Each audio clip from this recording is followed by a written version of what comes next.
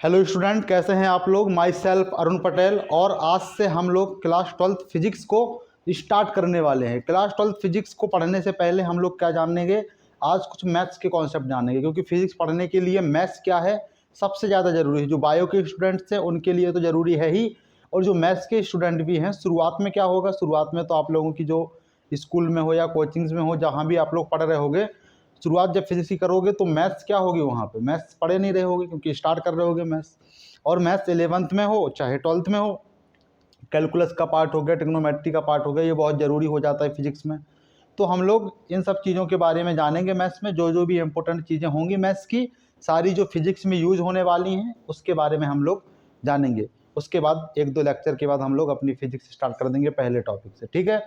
तो आज मैथ्स के बारे में पढ़ते हैं। अपने सारे भाई बहन, छोटे दोस्त यारों को, सबको वीडियो को क्या कर देना है, शेयर कर देना है। और अपना जो ALD स्टडी है उसको, उस परिवार को, उस फैमिली को, आपकी भी फैमिली है, ठीक है, और आप सभी लोग क्या हैं, इसके LDN हैं, तो इसको जितना हो सके उतना बड़ा बनाते जाना है। और आप लोगों के यहाँ पे केमिस्ट्री भी चलेगी, मैथ्स भी चलेगी, और भी बाकी सब सब्जेक्ट का हम प्रयास करेंगे, जितना हो सकेगा उतना प्रयास करेंगे, ठीक है। लेकिन फिजिक्स आप लोगों की रोज़ चलेगी, कंटिन्यू चलने वाली है। तो स्टार्ट करते हैं क्लास 12 फिजिक्स में।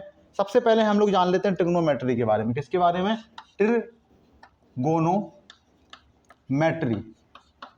ट्रिगोनोमेट्री का पहले तो इतिहास समझ लो, ट्रिगोनोमेट्री होती क्या है। ट्रिगोनोमेट्री आप लोग समझ रहे हो, ट्रायंगल करके कुछ ट्रायंगल में कुछ आ रहा है। तो ट्रायंगल क्या है? ट्रायंगल में दो ही चीज़ें होती हैं। सबसे पहला तो अगर देखा जाए तो ट्रायंगल 3 भुजाओं से मिलकर बना है। कितनी मिलकर? 2-3 भुजाओं। और 3 भुजाओं से मिलकर बना है तो 3 कोण भी हो गए। क्या हो गए? 3 कोण भी हो गए। तो कहें कि त्रिभुज में क्या है, तो त्रिभुज में सिर्फ 2 ही चीज़ें हैं। एक तो है कोण, क्या है? एक तो है कोण, और दूसरा है भुजा। तो त्रिकोणमितीय जो शाखा है, जो त्रिकोणमितीय गणित की जो शाखा है, उसमें क्या होता है, सिर्फ एक ही चीज़ होती है जो कि रिलेशन को बताती है। रिलेशन बिटवीन किसमें? भुजा और कोण में। कोण और भुजा के बीच में जो भी संबंध बता रहा है, उस पूरा अध्ययन करना है उस संबंध का। किसमें? ट्रिग्नोमेट्री में, ठीक है। तो संबंध हम लोग जानते हैं जो कि इंपॉर्टेंट क्या होता है, त्रिकोणमितीय अनुपात होते हैं। क्या होते हैं? त्रिकोणमितीय। पूरी त्रिकोणमितीय हम लोग नहीं पढ़ेंगे क्योंकि सिलेबस थोड़ी है आप लोगों का, तो वो तो मैथ्स के सर पढ़ाएंगे। त्रिकोणमितीय अनुपात। जो त्रिकोणमितीय जो रेशियोज होते हैं वो 6 होते हैं। 3 मेन होते हैं, जैसे साइन, कॉज, टैन। उसके बाद 3 और होते हैं, कॉट, सेक और कॉसेक। और देखा जाए तो साइन का जो इन्वर्स होता है वो क्या होता है? कॉसेक होता है। कॉस का इन्वर्स क्या होता है? सेक होता है। टेन का इन्वर्स क्या होता है? कॉट होता है। एक बहुत अच्छा फार्मूला होता है, अगर हम लोग एक समकोण त्रिभुज की बात करें, समकोण त्रिभुज की ही बात होगी। समकोण त्रिभुज में जो परपेंडिकुलर है ये क्या है? लंब है। ये क्या है? लंब। और जो बेस है ये क्या है? भुजा है। और ये क्या है? कर्ण है। ये क्या है? कर्ण है। और हम लोग ये जानते भी हैं, क्लास 10th में अगर मैथ्स लिए होगे तो जानते हो कि जो लंब और जो आधार होता है, भुजा क्या? आधार। क्या है? आधार। तो जो लंब और आधार होता है एक दूसरे में क्या होते हैं? एक्सचेंज होते रहते हैं, या एंगल के अनुसार। किसके अनुसार? कोण के हिसाब से जो लंब और आधार जो रहेगा वो एक दूसरे में क्या होगा? चेंज होगा। अगर हम लोग ABC की बात करें, किसकी बात करें? ABC भुजा की बात करें, तो जिस कॉर्नर पे जो पॉइंट है उसी से डिनोट कर देते हैं उसके एंगल को। इसको कहेंगे एंगल A, और इसको कहेंगे एंगल B, और इसको कहेंगे एंगल C। क्या कहेंगे? Angle C। तो अगर जब एंगल A की बात हो रही हो तो एंगल के सामने वाली भुजा को कहते हैं लंब। तो एंगल A के लिए तो लंब हो गया ये, तो आधार हो गया ये, सेम सी बात है। लेकिन जब तुम एंगल C की बात करोगे तो उसके सामने वाली जो आधार दिख रहा है, यानी जो BA या AB, दोनों तो सेम है, चाहे BA बोलो चाहे AB बोलो, जो दिख रहा है वो क्या हो जाएगा? लंब हो जाएगा। एंगल C के लिए जो BA है वो लंब हो जाएगा। जब ये लंब हो गया तो BC क्या हो गया? आधार हो गया। कर्ण जो सबसे लंबी भुजा होती है वो क्या होती है? सेम होती है, फिक्स होती है, ठीक है। तो इसके अनुसार, लाल बटे कका के अनुसार, किसके अनुसार? LAL KA, इसे बोलते हैं लाल बटे कका। इसका एक सीधा सा कॉन्सेप्ट होता है कि लंब बटे कर्ण यानी साइन, आधार बटे कर्ण यानी कि कॉस, और लंब बटे आधार यानी बोलने तो टैन। ये भी इजी सी बात है, पढ़े भी हो गए आप लोग, लेकिन जो नहीं पढ़ा है उसके लिए बता देते हैं, ठीक है, क्योंकि ज़रूरी होने वाला है।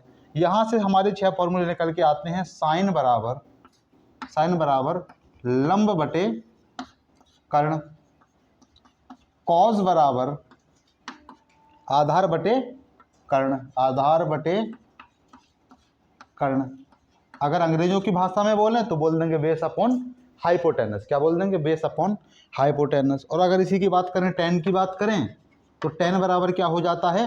कर्ण यानी हाइपोटेनस, कर्ण अपॉन बेस। क्या हो जाएगा? बेस यानी कर्ण अपॉन आधार।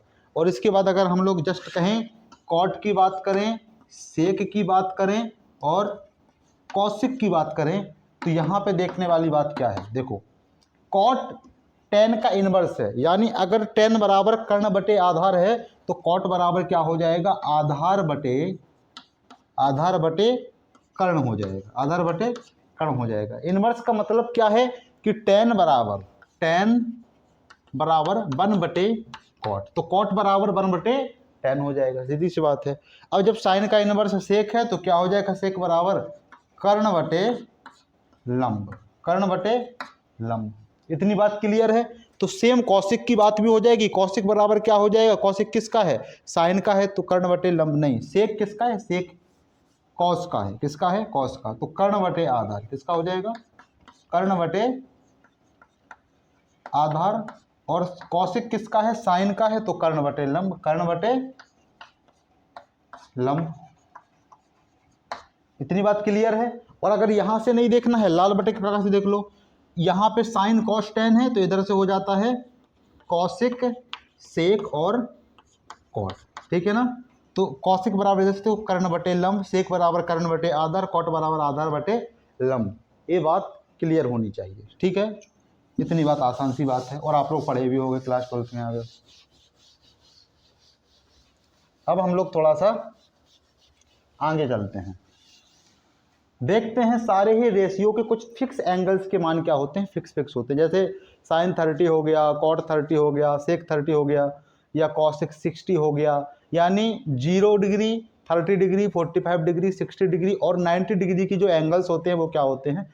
फिक्स होते हैं। इनको भी थोड़ा सा देख लो।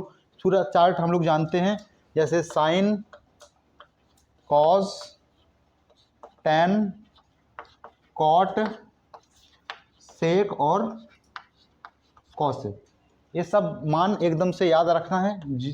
0 डिग्री से स्टार्ट करते हैं, 0, 30, 45, 60 और 90, ठीक है। सभी जानते होंगे, फिर भी बताना क्या है, जरूरी है। साइन 0 का मान 0, 30 का मान 1/2, 45 का 1/√2 और 60 का मान क्या हो जाता है? √3/2 और 90 का क्या हो जाता है? 1 हो जाता है। वैसे इसकी भी कुछ लोग ट्रिक बता देते हैं, हमारे हिसाब से साइन का क्या कर लो, याद कर लो। और कॉस क्या होता है?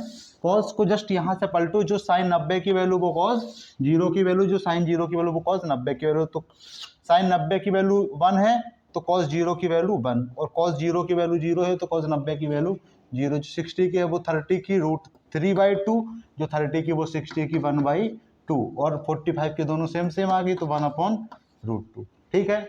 अब टेन बराबर एक फॉर्मूला होता है जो कि नोट कर लोगे आप लोग। टेन बराबर होता है साइन बटे कॉस, तो जब तुम थीटा तीनों में सेम लगाओगे, साइन 0 बराबर टेन 0 बराबर साइन 0 बटे कॉस 0। जब तुम टेन 0 का मान निकालोगे तो टेन 0 बराबर साइन 0 बटे कॉस 0, साइन 0 का मान 0, 0 बटे 1 यानी कितना आ जाना है? 0 ही आ जाना है। उसके बाद जब तुम करोगे टेन 30 का मान, तो साइन 30 बटे कॉस 30 1/2 अपॉन √3/2, क्या हो जाना है? 1/2 अपॉन √3/2 करोगे तो 2 से 2 कैंसिल, 1/√3 आ जाएगा। क्या आ जाएगा? 1/√3। जब 1/√2 कैंसिल करोगे तो 1 आ जाएगा, और √3/2 के बटे में जब 1/2 करोगे तो √3 आ जाएगा। ये यहाँ पे देखना थोड़ा, 1/0 क्या है? अब थोड़े बड़े बच्चे हो तो स्पीड में, 1/0 जब भी कहीं पे 1/0 क्या है? अनिर्धारित फॉर्म है। क्या है? अनिर्धारित फॉर्म। पढ़े होगे 11th में, अगर कैलकुलस पढ़ रहे हो, मैथ्स के बच्चे हो। नहीं पढ़ रहे हो तो इसे क्या बोलोगे? इनडिटरमिनेंट। मतलब ये क्या है? हमारा इनफाइनाइट है, इसका कोई मतलब ही नहीं है। तो जब भी बटे में 0 जाए तो उसको क्या कर दोगे? अनंत कर दोगे। इनफाइनाइट, अनंत, अपरिमेय, अपरिभाषित, ये सब एक ही शब्दावली के चट्टे बट्टे हैं, ठीक है। कहीं पे भी अपरिभाषित दिखे, अपरिमेय दिखे, इनडिटरमिनेट दिखे, इनफाइनाइट दिखे और अनंत दिखे, तो सब क्या है, सेम चीज़ है। लेटा हुआ 8 इसका क्या होता है, सिंबल होता है। उसके बाद कॉट की बात करोगे तो कॉट क्या होता है, दो तरीके से निकाल लो। जब tan बराबर साइन बटे कॉज है तो एक फॉर्मूला और लिख लो, कॉट बराबर कॉज बटे साइन कर लो, क्या कर लो, कॉज बटे साइन। और अगर नहीं देखना है तो कॉट बराबर 1/10 तो होता ही है, तो जब 1/0 करोगे तो फिर ये वाला इनफाइनाइट हो जाएगा। जब 1 के अपॉन 1/√3 करोगे तो ये क्या आ जाएगा, √3 आ जाएगा। जब 1 के अपॉन में 1 करोगे तो 1 ही आ जाना है, जब 1 के अपॉन में √3 करोगे तो 1/√3 हो जाएगा। और जब इनफाइनाइट करोगे 1 अपॉन इनफाइनाइट, देखो ये बात समझने वाली है, जब 1 के अपॉन में तुम इनफाइनाइट रख रहे हो तो इनफाइनाइट क्या है, 1/0 है, क्या है, 1/0। तो जब 1 इंटू 1/0 जब बटे से मल्टीप्लाई में जाएगा तो 0/1 हो जाएगा, तो ये टोटल को क्या करेगा, 0 कर देगा। या ऐसे समझो कि जब भी 1 के बटे में कोई भी इनडिटरमिनेट फॉर्म रखी जाए, यानी अनंत अपरिभाषित करके कोई भी मान रखा जाए, तो वो हमेशा टोटल मान को क्या कर देता है, 0 कर देता है। जब भी किसी अपरिमेय संख्या को जब तुम बटे में क्या कर देते हो, 1 के बटे में रख देते हो, अपरिमेय मतलब ओ वाले अपरिमेय नहीं, ठीक है ना। यहाँ पे इनफाइनाइट नंबर को जब रख दोगे 1 के बटे में तो वो क्या कर देगा, पूरी संख्या को 0 कर देगा, ठीक है। तो यहाँ पे क्या आ गया, 0 आ गया। अच्छा, त्रिकोणमितीय में थोड़ा सा सिस्टम अलग होता है। त्रिकोणमितीय में √3/1 हम लोग लिख सकते हैं, जैसे √3/1 है, क्या है, √3/1, ये रेशियोज वाली बात हो गई। लेकिन अगर तुम ऐसे ही अपरिमेय संख्याओं में चले जाओगे तो ये बात अमान्य हो जाएगी। ये बात तो मैथ्स की बात है, हमारे यहाँ फिजिक्स में इसका कोई यूज है नहीं। सेक बराबर 1/cos करोगे तो 1/1 क्या हो जाएगा, 1 हो जाएगा। सेक बराबर क्या करोगे, सेक 30 का मान, तो 1/cos 2/√3, 2/√3, और इसका क्या करोगे, √2, और फिर क्या हो जाएगा 1/1/2, 2 1/0 क्या हो गया, इनफाइनाइट हो गया। उसके बाद जब कॉसिक की बात करोगे तो कॉसिक 1/sin कर दोगे। कॉसिक किसका इनवर्स है, साइन का इनवर्स है, तो 1/0 यानी इन्फिनिटी, 1/2 यानी 2, और देखोगे 1/√2 तो √2, √3/2 तो 2/√3, 2/√3, और फिर क्या करोगे 1 के अपॉन में 1 करोगे तो 1 ही आ जाना है। यहाँ पे दो चीज़ें दिख रही हैं, जो साइन कॉस का जो पेयर है वो भी क्या है, जो 90 का मान है वो 0 का मान है, जो 0 का मान है वो 90 का मान है। यहाँ पे tan और cot का भी एक पेयर बन रहा है, जो tan 0 का मान है वो cot 90 का मान है, जो tan 90 का है वो cot 0 का है, यानी इस प्रकार से चेंज हो रहा है। जो इसके 60 का मान है वो इसके 30 का है, जो इसके 30 का है वो उसके 60 का है। इसी प्रकार सेक और कॉसिक वाला भी है, जो 0 का है वो इसके 90 का है, जो इसके 90 का है वो इसके 0 का है, जो इसके 60 का है वो 30 का है, जो 30 का है वो उसके 60 का है, ठीक है। ये वाली बात याद करने वाली हो गई, और ये सब मान अकेले निकालना आपको आना चाहिए, ठीक है।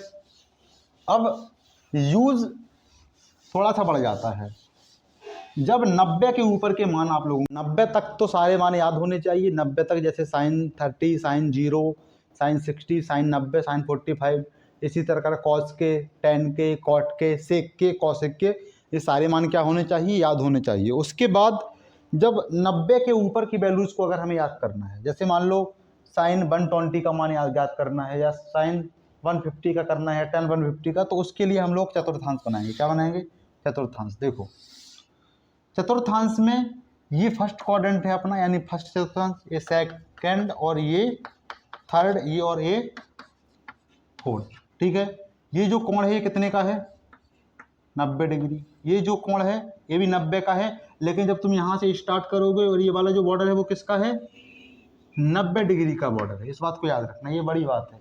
और ये किसका बॉर्डर है, जब यहाँ से चलोगे 0 से स्टार्ट करोगे, ये बॉर्डर किसका है, 0 का है। किसका है, 0 का। 0 से स्टार्ट करोगे यहाँ पे 90, जब भी तुम 90 से प्लस करोगे जाहिर सी बात है सेकंड में चले जाओगे, जब भी तुम 90 से माइनस करोगे तो फर्स्ट वाले में आ जाओगे। चलते चलते पहुँची यहाँ, यहाँ पहुँचे तो ये किसका है, 180 का है। किसका है, 180 का। जब 180 से प्लस करोगे तो आ जाओगे थर्ड वाले में, 180 से माइनस करोगे तो आ जाओगे सेकंड वाले में। चलते चलते पहुँची यहाँ, तो ये किसका है, 270 का बॉर्डर है। किसका है, 270 का। 270 से प्लस करोगे आ जाओगे चौथे में, 270 से माइनस करोगे आ जाओगे थर्ड में। और ये किसका है, 360। 360 और 0 का सेम ही बॉर्डर है। जब 360 में प्लस कर दोगे तो फिर से फर्स्ट वाले में, और 360 से माइनस कर दोगे तो फिर से फोर्थ वाले में। अब एक रूल याद करना, ASTC, धैर्य बहुत जरूरी है, सारी चीजें बाद में थोड़े समझ में आएंगी, ठीक है। ASTC, अब इसका मतलब क्या है? A4 होता है ऑल, ऑल मतलब सभी, ठीक है। यहाँ का मतलब है कि यहाँ पहले क्वाड्रेंट में सभी क्या रहेंगे? पॉजिटिव रहेंगे। और सेकंड में क्या है? S4 होता है साइन, और साइन का इनवर्स क्या होता है? कॉसिक। दोनों क्या रहेंगे? पॉजिटिव रहेंगे, और बाकी सब क्या रहेंगे? नेगेटिव रहेंगे। बाकी क्या रहेंगे? नेगेटिव, बाकी नेगेटिव। और इसमें क्या है? इसमें T4 tan और cot क्या रहेंगे? पॉजिटिव, और बाकी सब क्या रहेंगे? बाकी नेगेटिव। यानी tan और cot को छोड़ के बाकी सब क्या रहेंगे? नेगेटिव। और tan और cot के छोड़कर बाकी कौन कौन? साइन हो गया, कॉस हो गया, सेक हो गया और कॉसिक हो गया, ये क्या रहेंगे?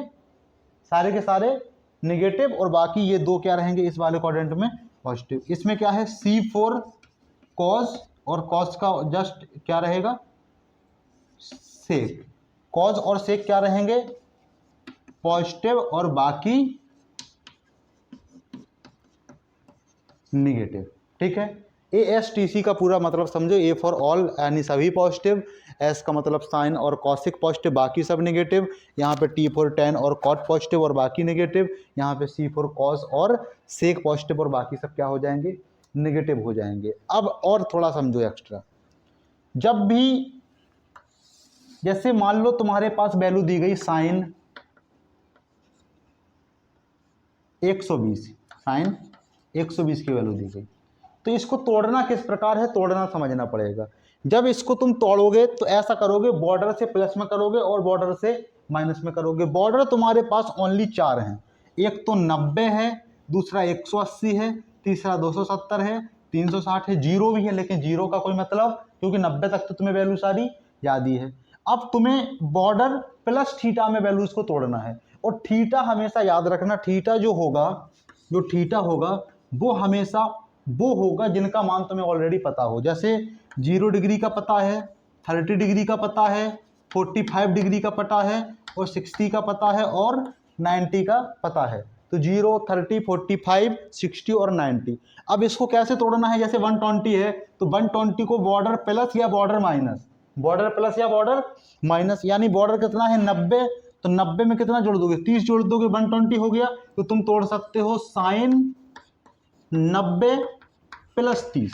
और एक ट्रिक और हो सकती है, एक मतलब कॉन्सेप्ट और, कि 180 का बॉर्डर है, 180 में से माइनस कर दो, 180 में से कितना घटाओगे? 60 घटा दोगे, तो साइन 120 को ऐसे भी लिख सकते हो, साइन 180 माइनस कितना? 60। दो तरीके से लिख सकते हो। यानी हमेशा जो 90 से बड़ा वैल्यू होगी उसको इस प्रकार तोड़ना है कि बॉर्डर के प्लस में जाए या तो बॉर्डर के माइनस में जाए। अब चलो आगे समझते हैं। इस क्वाड्रेंट को लिख लो, समझ में ना, इसको दोबारा से रिवाइज करके देखना, ठीक है।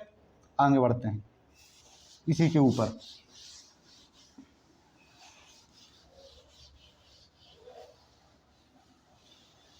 अब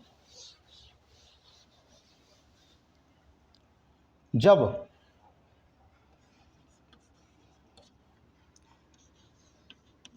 बॉर्डर 90 या 270 हो तब क्या होगा? तब रेशियो इंटरचेंज होंगे। क्या होंगे? इंटरचेंज होंगे। कैसे होंगे? देखो यहां पर, जब बॉर्डर 90 और 270 हो तब रेशियो क्या होंगे? इंटरचेंज होंगे। जैसे साइन 120 लिखे तो साइन को क्या कर दिए? साइन 90 प्लस 30 कर दिए। अगर तुम 90 प्लस 30 कर रहे हो तो बॉर्डर क्या है? 90 है, और 90 आ गया तो फिर वो क्या होगा? इंटरचेंज होगा। इंटरचेंज होगा कैसे? ये बड़ी बात है। तो देखो, जो साइन होगा वो चेंज हो जाएगा कॉज में, और अगर कॉज होगा तो वो हो जाएगा साइन में। अगर टेन होगा तो वो चेंज होगा कॉट में, और जो कॉट होगा वो होगा टेन में, और जो सेक होगा वो होगा कॉसिक में, और जो कॉसिक होगा वो होगा सेक में। एक बात याद रखना, साइन का इनवर्स कॉसिक होता है, ना कि साइन कॉसिक में चेंज होता है। साइन हमेशा चेंज होता है कॉज में, और कॉज हमेशा चेंज होता है साइन में, बल्कि कॉज का जो इनवर्स होता है वो होता है सेक, और सेक का इनवर्स होता है कॉज। लेकिन सेक जो चेंज होता है वो होता है कॉसिक में, और कॉसिक जो चेंज होता है वो होता है सेक में। ठीक है, तो इस बात को याद रख करके चलना है। ठीक है, अच्छी बात है। अब जब बॉर्डर, दूसरा नोट लिखो, ये पहला हो गया, दूसरा लिखो, जब बॉर्डर 180 और 360 होगा तो रेशियो यानी जो अनुपात होंगे, रेशियो चेंज नहीं होंगे, रेशियो चेंज नहीं होंगे। बस खत्म है, निकाल लोगे। इसके बाद क्या हो जाएगा समझ में आ जाएगा। जब बॉर्डर 180 और 360 होंगे तो रेशियो चेंज नहीं होगा। देखो कैसे नहीं होगा। हो गई इतनी बात लिख लो। अभी सारी चीजें क्लियर हो जाएंगी जब 2-3 चीजों को सॉल्व करोगे। 3 पॉइंट से चेंज करना है। सबसे पहले लिखो हैशटैग पॉइंट। हैशटैग पॉइंट में क्या करोगे, 3 पॉइंट पे ध्यान देना है। 3 पॉइंट, किसी भी मान का मान ज्ञात करने के लिए, किसी भी रेशियो का मान ज्ञात करने के लिए 3 पॉइंट। सबसे पहले देखना है कि वो किस चतुर्थांश में है, किस चतुर्थांश में है, किस चतुर्थांश में है। ये देखने के बाद तुम क्या करोगे, उसको चिन्ह में परिवर्तित करोगे कि वो माइनस होगा या जो मान तुमको दिया गया है उसके हिसाब से चिन्ह लगेगा, ना कि जो आने वाला है उसके हिसाब से चिन्ह। जैसे 10 मान लो, 10 150, क्या मान लो 150, 10 150 देखे। 10 150 में क्या करोगे, 10 90 प्लस 60, 90 प्लस 60। अब जब 10 90 प्लस थीटा, और 90 से जैसे ही प्लस हुआ तो वो सेकंड क्वाड्रेंट में जाएगा। उस सेकंड क्वाड्रेंट में क्या होता है, साइन और कॉसिक पॉजिटिव, बाकी सब नेगेटिव। तो बिना सोचे समझे चतुर्थांश देखे किसमें, सबसे पहली बात क्या करनी है, 90 प्लस 60 यानी सेकंड चतुर्थांश, पहली बात। दूसरा क्या करना है, चिन्ह लगाओ। क्या लगाओ, चिन्ह लगाओ। तो चिन्ह हमेशा उससे लगेगा जो क्वेश्चन में तुम्हें रेशियो दिया जाएगा। तो 10 90 प्लस 60 यानी 10 दिया गया है, 10 सेकंड में क्या है, नेगेटिव है, तो सीधा माइनस लगा दो बिना सोचे समझे।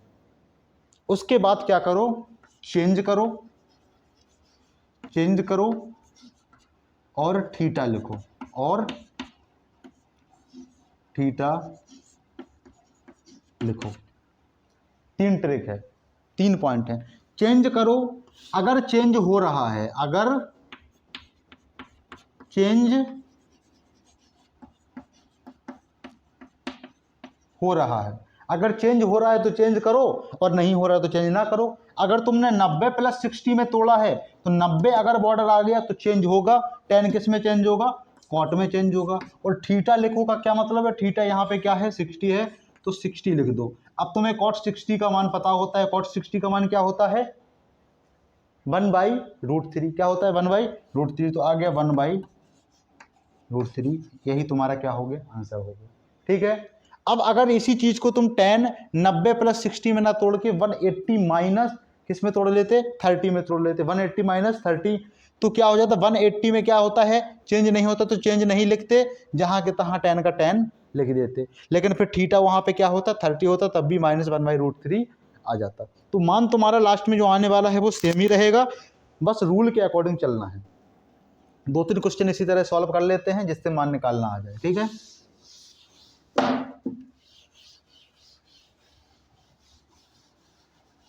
देखो, जैसे देखो कॉट 210, कॉट 210 का अगर मान निकालना है तो पहले तो इसको ऐसे तोड़ो, बॉर्डर प्लस या बॉर्डर माइनस। जब तोड़ोगे तो कॉट जब 180 प्लस 30 कर दो, 180 में जब 30 जोड़ोगे तो कितना आ जाएगा 270, 210 आ जाएगा। तो 180 प्लस 30 कर दिए। 180 प्लस 30 में सबसे पहले क्या देखना है, चतुर्थांश देखना है, और दूसरा क्या करना है, चिन्ह लगा देना। चतुर्थांश किस में है, तीसरे में, AST, तीसरे में tan और cot पॉजिटिव, तो चिन्ह क्या रहेगा, पॉजिटिव ही रहना है। और उसके बाद क्या करो, चेंज करो, चेंज हो रहा है क्या, नहीं हो रहा है, 180 है तो चेंज नहीं हो रहा है, तो कॉट का कॉट लिख दो, चेंज होता तो कॉट का क्या लिख देते, 10 लिख देते। और उसके बाद क्या लिख दो, थीटा लिख दो, यानी 30 लिख दो। और कॉट 30 की वैल्यू क्या होती है, 1/√3 होती है। उसका जो पहले वाला हो गया cot 60 वाला, cot 60 क्या होता है, √3 होता है, -√3 मान आएगा उसको। इसकी जो पहले वाला जो क्वेश्चन है उसमें क्या होगी, मिस्टेक हुई है थोड़ी सी, उसमें cot 60 का मान क्या कर दिए, 1/√3 कर दिए, लेकिन उसमें क्या होता है, √3 होता है। ठीक है, आगे बात समझ में, चलो ठीक है।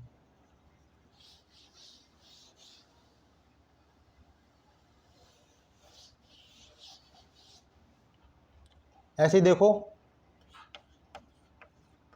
कॉसिक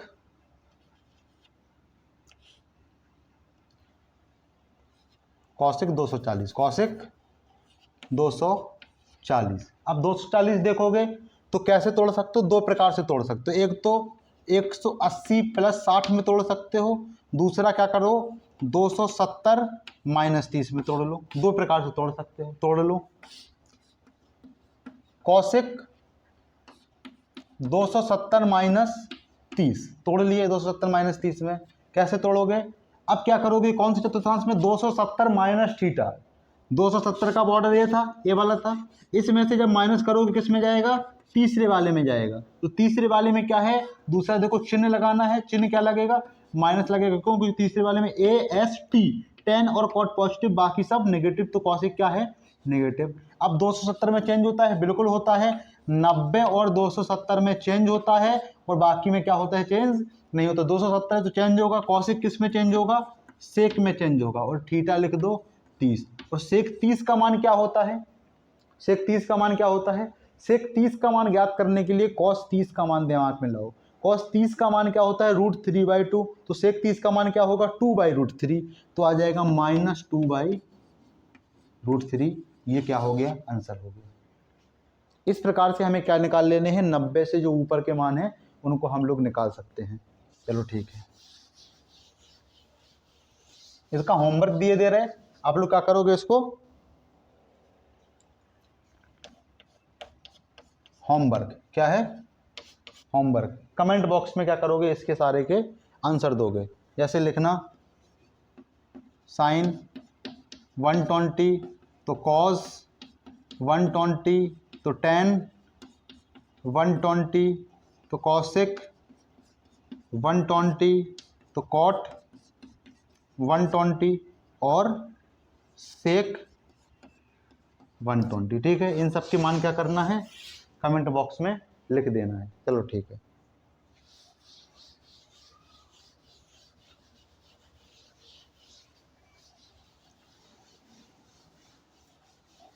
अब एक चीज और देखो, जब भी तुम्हें किसी भी एंगल में, किसी भी एंगल में, किसी भी ट्रायंगल में समकोण त्रिभुज है, उसमें किसी एक भुजा दी जाए, एक क्या दी जाए, भुजा दी जाए, और कोई एक क्या दिया जाए, कोण दिया जाए, तो तुम्हें क्या करना है, बाकी सारी भुजा और कोण निकालने आने चाहिए, कैलकुलेशन तुम्हें आना चाहिए। जब भी कोई एक भुजा दी जाए और एक क्या दिया जाए, कोण दिया जाए, तो तुम्हें बाकी दोनों भुजाओं के मान और बाकी दोनों कोणों के मान ज्ञात होने चाहिए। अब जाहिर सी बात है, कोई समकोण त्रिभुज है तो एक तो 90 डिग्री है, दूसरा अगर दिया जाएगा तो तीसरा अपने आप निकालोगे। त्रिभुज के तीनों कोणों का योग 180 होता है, तो 90 एक दिया जाएगा तो दूसरा अपने आप निकाल लोगे। मान लो जैसे क्या है, ये ABC।